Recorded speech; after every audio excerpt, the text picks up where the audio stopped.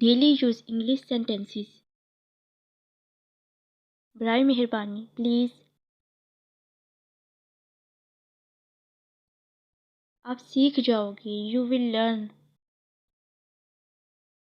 चालाक मत बनो, डोंट बी स्मार्ट। जवाब दो, आंसर मी। इसे बदल दो, रिप्लेस इट। थोड़ा लीजिए, टेक सम।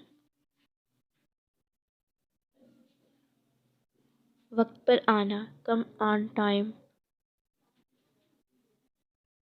सुबह हो गई है, इट्स मॉर्निंग। बहाने मत बनाओ, डोंट मेक एक्सक्यूजेस।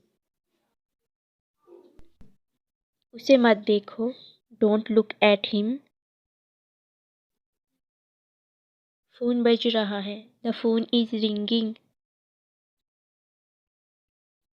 उसे गाली मत दो, डोंट अब्यूज़ हिम।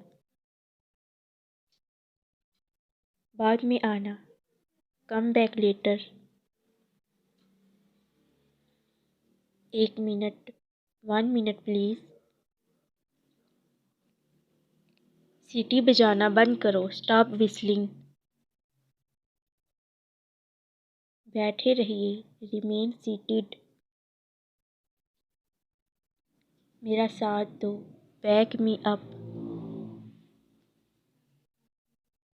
उसके बदले दूसरा दे दो, एक्सचेंज दिस।